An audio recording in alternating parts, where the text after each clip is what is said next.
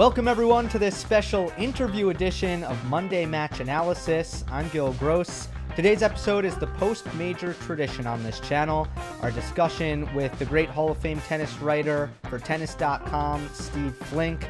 We get into the 2020 French Open, of course, mainly the final. That's the majority of the conversation between Nadal and Djokovic and why it was one-way traffic in favor of Nadal. But we also hit on Stefanos Tsitsipas, on Jannik Sinner, on Dominic Thiem, and even Iga Swiatek at the end. So this was a really enjoyable discussion. As always, I think you're going to enjoy it. And without further ado, here's Steve Flink.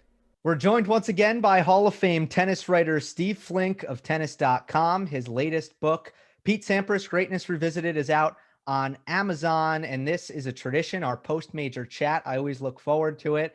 In this case, going over the 2020 French Open. Steve, thanks for coming on again. Gill, good to be back with you. We'll have a lot to talk about.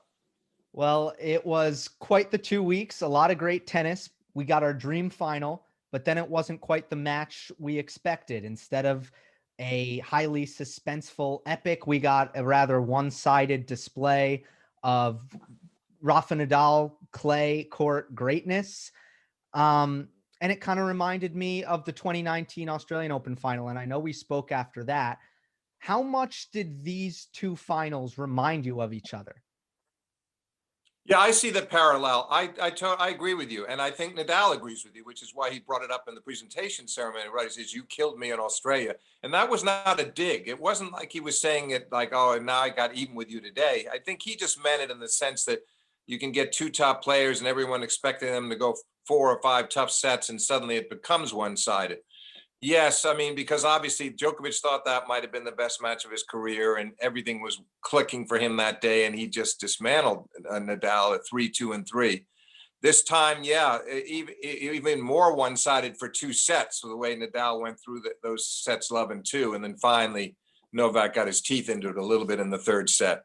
Surprising to me most was that Djokovic seemed sort of befuddled about how he could impose himself in that match. Because once it was apparent that the drop shot was not working, then he didn't seem to be able to get any rhythm in the exchanges. He made 52 unforced errors compared to 14 for Rafa, and that was a big factor in that he was pressing. So it was fascinating. In turn, Gil, I must say, it was one of the best matches Rafa has ever played at Roland Garros, or maybe anywhere in the world, because he had that great combination of offense and defense. The other thing that struck me was the way Rafa fended off some of Novak's biggest shots. And Djokovic commented on that later, said so many balls were coming back.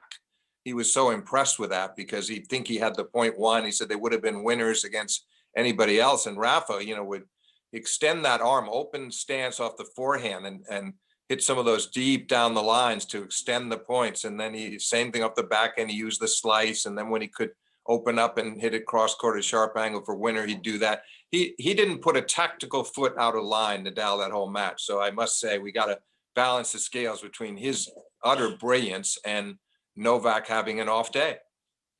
Novak played so many drop shots throughout the tournament, and I think they were somewhat effective against most of his opponents until the final, and Nadal just handled them beautifully. First of all, I'm curious, what did you think of Djokovic's use of the drop shot, his continued and frequent use of the drop shot throughout the tournament? And by the way, I don't want to just say it like it just started in this tournament. I think Djokovic throughout the entire season has been using them a lot. What do you think of that tactic? And then why did Nadal just smother the drop shots as well as he did? Well, I think there are a couple of things, Gil. I would maybe be a little bit more, give him a little more praise for the way the drop shot was working against the others, which led him to believe that it could work against Rafa.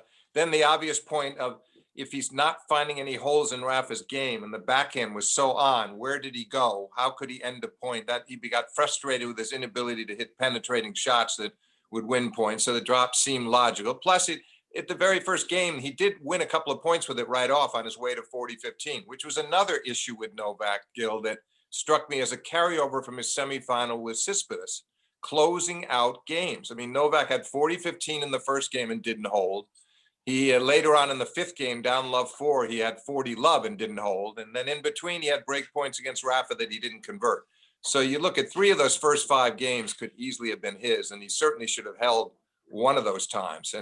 But I would say, to get back to the drop, he felt like he wanted to get him off the baseline, and it was such an effective 1-2 punch against everybody else, where he drop shots down the line off the back and moves in, sees the response, lob volleys over the opponent, and takes control. And also that must have been very tiring and fatiguing for his opponent. So, but the surprise to me, Gill, is, to get back to your point, is that he didn't recognize sooner that he should pretty much discard it and use it as a, as a sort of an occasional surprise.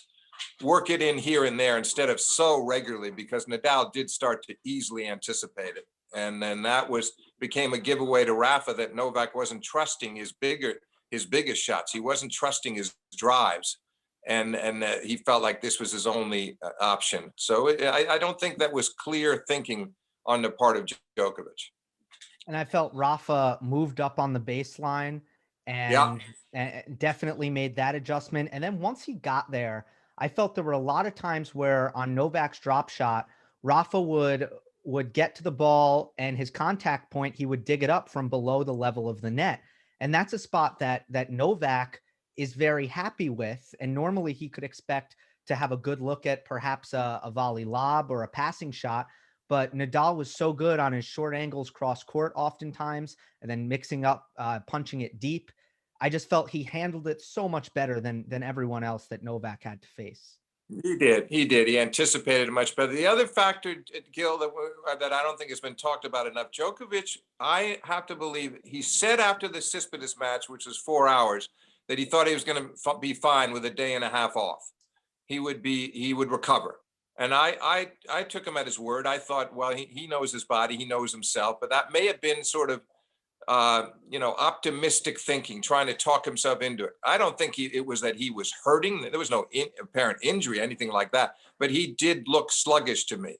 And he really has to be fresh and energetic and moving well. And that's one of his great assets, particularly when he plays Rafa, because we also didn't see the famed Djokovic defense. The Gumby defense was not really evident for most of this match, which was another thing that hurt him, is that he couldn't defend his way out of the match either, any more than he could attack his way through it. So there were so many things going wrong, and Rafa obviously exploited all of it to the hill. He was aware of all of it, so he made every correct tactical decision throughout that match, and he just was executing impeccably. I didn't think Novak wanted to play long rallies, which would go kind of would add on to your point. Of course, Djokovic would be regretful if that were the case, that he didn't serve out Tsitsipas in the third set, and perhaps that he went 4 against PCB. But I also observed that Djokovic didn't want to play long rallies. At the same time, I do think that as his career has progressed and he's aged, he's aimed to play less and less long rallies. That's true. I agree with that. But he had to be willing to do it that day, and you're so right. He wasn't. The other thing that, in addition to him being maybe half a step slower than usual, was he had a terrible serving day, Djokovic. Because I thought initially when he was around 40% on first serves early on, once he starts getting some first serves in here, it didn't make that much difference later on when he did, because he wasn't getting the free points. And I don't think Rafa changed anything drastically, but he was able to read it easily. Novak wasn't finding the corners as regularly. He's such a great spot server normally, and he wasn't that day. And that is catastrophic against somebody as good as Nadal, who's so adept at getting returns back into play and then taking over. Novak needed some breathers there, and he just didn't get them. I didn't even think his holds were that convincing in the third set. I think he just revved himself up a little bit, got a little bit more intensity in him, and improved off the ground some, and tried to willed his way in there and almost stole a set. But I still wasn't convinced. I still felt like if it had gone 4, he would not have won the 4th. Completely agree with you. He was playing low margin in the third set and was finding the court just enough to hold serves. Right. But I think you're right. And it was that's a little bit desperate. That's not the way he normally plays. He might do that on one big point here and there, but he was doing that constantly, and because he just didn't trust he didn't trust himself to be able to do anything more than that. And again, Nadal was aware of this. I don't think Nadal would have been that worried at all if he'd lost that set 6-4, lost the third set 6-4 rather than closing it out 7-5. Do you know about the Nadal return in play stat? Have you seen that? Yeah, I have, and Jim Courier talked a lot about it during the tournament. The return stats overall about these are the best. Now that was another thing that I found very interesting is Djokovic moving back further on the return. I'm not quite sure why. I think he's taking away his own strength. I think somebody in his camp has got to convince him to basically wipe that out. Because to me, the image I've always had of Djokovic at his best is taking that high back in return early, sending it deep down the middle, not even hitting it that hard, but putting the opponent on the defense immediately, sometimes winning the point outright. It's coming back at you so fast, not the speed, but the fact that he's taken it early. And here, I thought that got him into trouble against Tsitsipas too, by the way, is that when he didn't close him out from match point at 5-4 in the third, from that point on, all the way through the fourth, all the squandered break points, but a lot of it had to do with no depth on the return. So far back and not getting the depth, and Tsitsipas would step into the court and really take control on big break points to save himself. I thought maybe there was a little carryover against Rafa. He didn't have great depth on his returns, and he didn't take them early enough or moving. He moved in a bit. I noticed at times in the third that he did. But get back to your point about, I'm drifting a little bit. Go back to Rafa. What was the point you want to make about the returns in play stat, how great it is, right? He put 95% of his returns in play against Novak on Sunday. Yeah, well, but see, that tells you that also tells you, as great as it is from Rafa's end, it tells you that something was that sort of affirms that Djokovic didn't serve well. That should never be the case, because the first serve percentage went up considerably from the early stages of the match for Djokovic, and he still was not able to win the free points. So that's all credit to Nadal for his ability to get the return back in play. But Djokovic would need to reassess that and figure out it should never. Rafa shouldn't be able to get more than 70% of his returns back against Novak if Novak is serving well. And Rafa also won 0 through 4 on return, which is a big red flag for any server. You never want the person returning to be winning the short points. That's right. a bad sign. But that again, that was proof that, of how well he was returning deep, by the way. I thought Rafa's returns, particularly off the second, but even off the first, they were coming back pretty deep and surprising Novak. So that's why you have that stat in the shorter points, because he could get on top of the rally immediately and have Novak on his heels. It'll be fascinating to see where it goes from here. Do they now have a more compelling? What happens when they start playing, if they were to meet next year in Australia or Wimbledon or other places?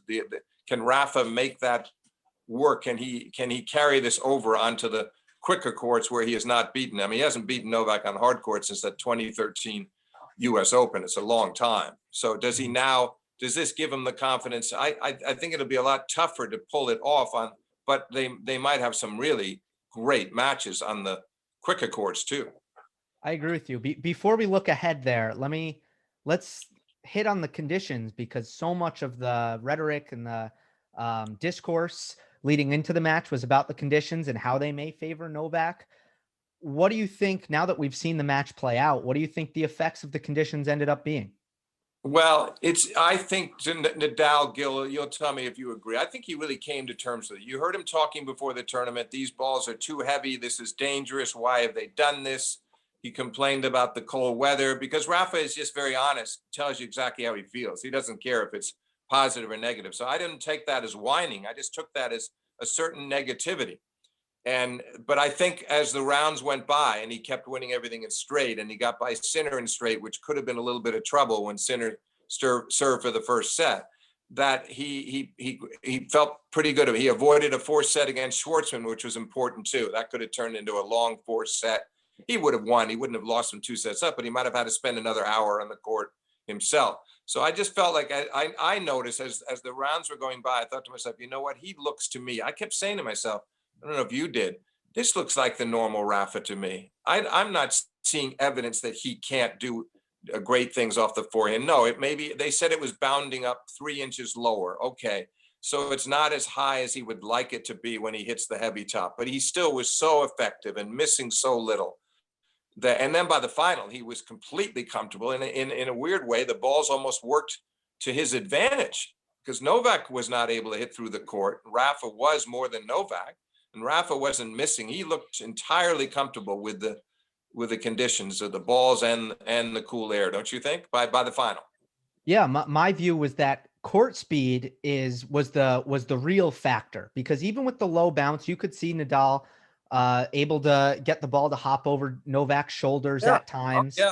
Oh yeah. But the court speed was in favor of Nadal, his big forehand, his strength, his ability to hit through the court, and Novak would much prefer a quicker court that gives him that same advantage. I think so, and I think Nadal. You're right. He was able to hit through the court, and that was really very impressive. I didn't think it was so much true in the earlier rounds, but as he started peaking, and especially in the final against Novak, he really got better and better, right? I mean, if you look at especially quarterfinal, semifinal, final, it was just step up, up, up, and it built up to what we saw in the final. No doubt.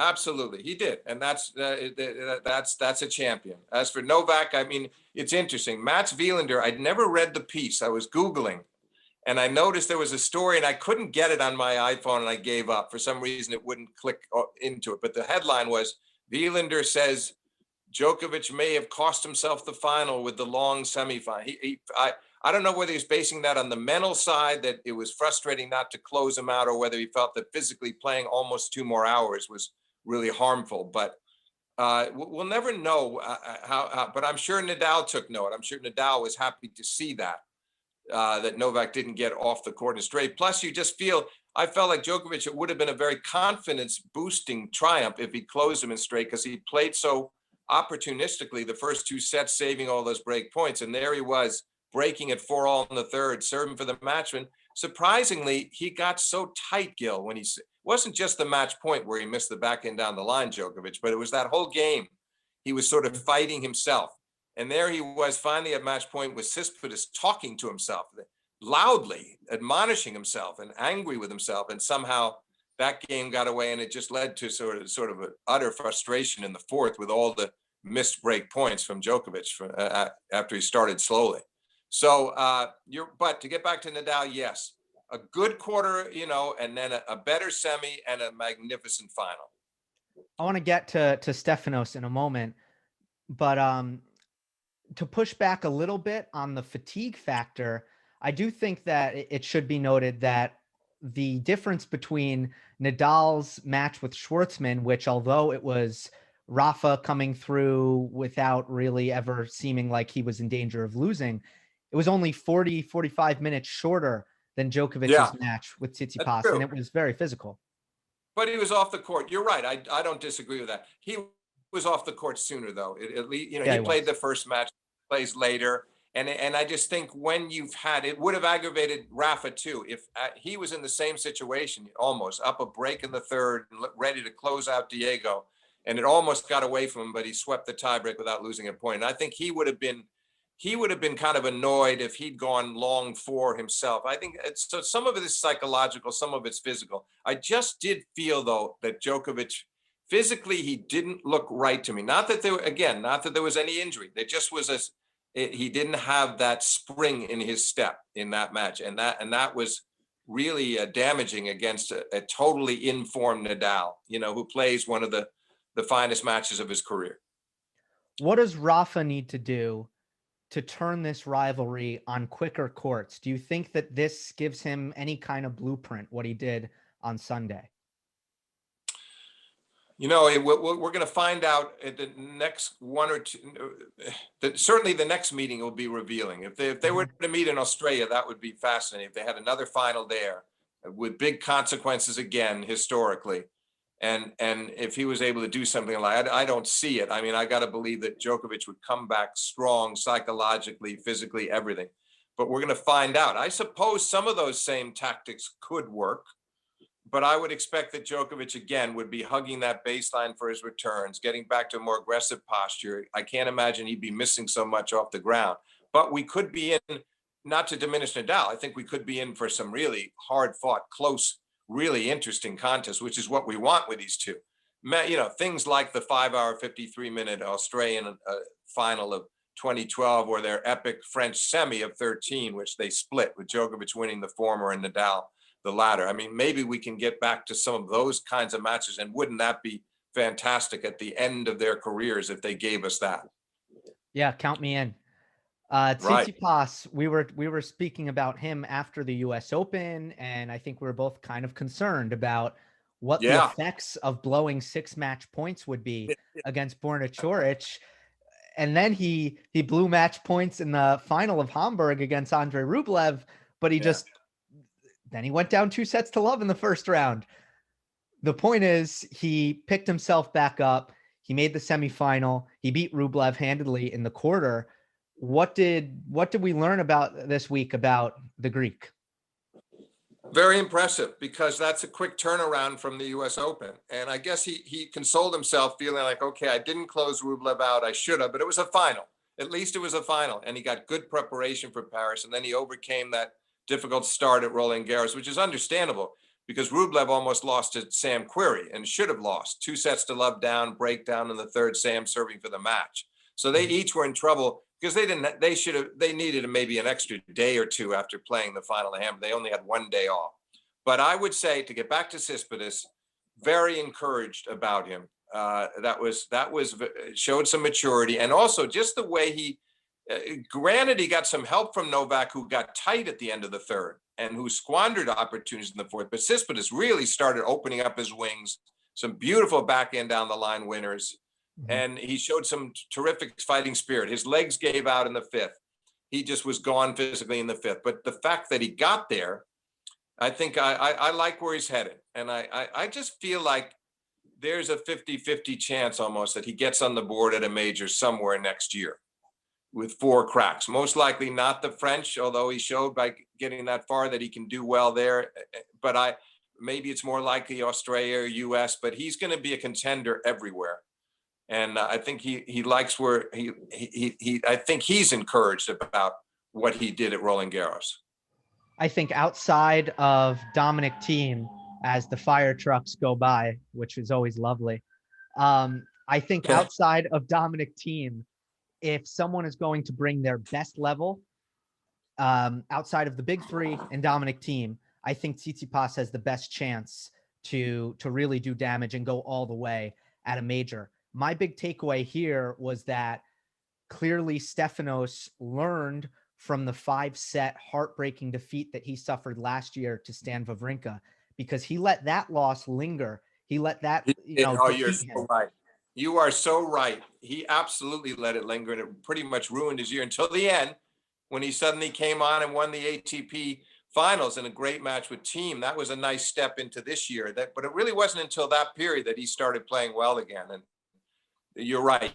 This was a very quick recovery, and he also, as you alluded to, he also dealt well with the frustrating loss in the final to Rublev on the eve of Roland Garros. So he's in pretty good shape, I think, psychologically and physically, and he has so much overall. It just has so much ability. It's when he gets hot, when he's in a kind of a hits his rhythmic stride from the baseline, it can be sort of hard to contain him. He has many gifts, and his serve is improving as well. And I think he'll maybe start changing some things on the return of serve. He hangs way back. He manages to get some balls back in play, but he can also be a more aggressive returner, and will be in the years ahead. The return might be his biggest weakness. I'm with you. Yeah. Let's follow up on the U.S. Open champion Dominic Thiem. To me, it would have been one of the great accomplishments, maybe in the history of the sport, if he actually won both of these tournaments. And he had a tough draw on top of that. By the time he reached the quarterfinal against a game opponent in Diego Schwartzman, who the conditions suited perfectly, he just didn't have enough. Do you chalk it up mostly to fatigue? I do. I mean, I think he made a wise move in not playing anything between the U.S. and French Opens. He needed that. But even then, you could see and you could hear in his comments, he also was being honest, like Nadal, about the sort of the state of his body and his mind. And he wasn't sure how much further he could go. And it finally caught up to him, the 5-setter with with the Frenchman, and finally, getting drop shotted to death, and then an exasperating match against Schwartzman that he probably could have lost in straight, but probably should have won in 4. He eventually lost in 5. I'm not worried about him, Gill. I think he did the best he could under the circumstances. I expect him to come back strong, and we know he came close to winning the Australian this past year, led 2-1 against Novak. So he'll have another crack there, and he'll go back to Roland Garros next year. It'll be very different in terms of, I would assume he would come in with a bunch of clay court tournaments ready to go, and much more of a threat. Agreed. Jannik Sinner announces himself at this year's French Open. He joins a very exclusive list. I don't have it on hand, but if you look at, teenagers who have made quarterfinals of majors recently, it's a short list, it's a good list, and Jannik Sinner puts himself on it. What's your evaluation of Sinner and the things he can do on the tennis court? Oh, I love the way he played even on his way to Nadal. And then I was sorry that he didn't get the first set. Rafa would have come back. I'm convinced of that. But I wish we'd seen him have to come back and fight back against that kid. And he obviously, understandably, showed some immaturity in the way he failed to serve out the first set. Plus, he led 3-1 in the second and wasn't able to capitalize on that. But I'm really impressed. He generates pace so easily. The easy power that everybody talks about, it's there with him. He's got the mentality. The beauty of it was he's playing Nadal in the quarterfinals at Roland Garros, and he didn't seem in awe of him at all. I thought that was terrific for a kid like that, to comport himself that way, conduct himself with such confidence and conviction. It was great to see. No, I told Yubalda Scanagata, our friend from Italy, that I think that next year, top 10 in the world. That's what I see for Sinner.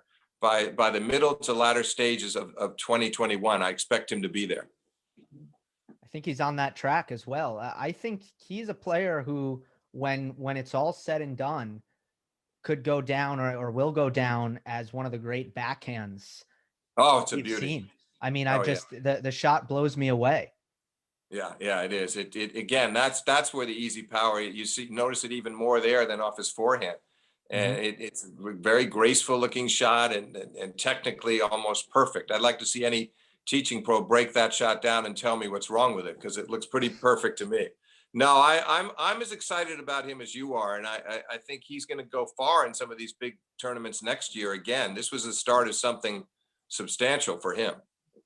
Let's end on the women. Iga Swiatek with just an unprecedented run. And just comes out of nowhere, unseeded, unheralded, 19 years old, doesn't just win, but basically blows everyone out of the water. I mean, it's almost difficult to wrap your mind around it. How is this explainable that someone can, just basically have the amount of success that she had without really any kind of ease in period? No, you can't explain it, but it's inspiring to see, because how often have we seen somebody like her beat a Halep 1 and 2 and then have the letdown in the next round? It happens. It's happened so frequently with so many young players, and then they grow into their talent. She just kept barreling along. 28 games in 14 sets. I mean, across 7 matches. That's kind of crazy when you think about it, and especially given the opposition. Now, there were those who said, Gill, that she was that they thought Kenin was really hurting in the second set after she went to the locker room, got herself retaped on her left leg. I don't know. I take her word for it. I don't think Kenin is acting, but I think she was going to get beaten. I think this girl was just outplaying her already. Would Kenin maybe have gotten a few more games in the second set? Perhaps. But the Polish girl she's so smooth and such an all-around talent that I can't believe. I have to agree with John McEnroe. I can't imagine we're not going to see her win 5 or 6 majors. She's not going to be any one slam wonder, and she's very mentally mature as well, which I like. She started it off with a bang, that's for sure. Maybe an example of a player so young that she didn't even really realize what she was doing. Could be, but at some point you'd figure it would dawn on her, somewhere along. You would. in a fortnight at a major at Roland Garros like that. So again, I think it should have hit her after Halep. It should have hit her after Halep, and it didn't. She just kept going. So I really hope I can't wait to watch her play again in 2021. And I've got to believe we're going to see her go deep into many majors and probably pull off at least one more next year. Yeah, fascinating story. The women's game continues to be in a tremendous place with the budding stars that they have. Steve, any final thoughts? Anything we didn't get to? No, I think we covered it. I think I'm probably I'm looking forward to I'm glad we still have a few big events coming up. A lot of the top players, including Djokovic, going to Vienna in a few weeks, and then they're going to the Paris indoor event and finally London for the ATP final. So we have that to look forward to. But I do think that Rafa sounds like he may shut the shop down, and I wouldn't blame him. He hasn't made up his mind yet, but it sounds like he's thinking about not playing anymore this year.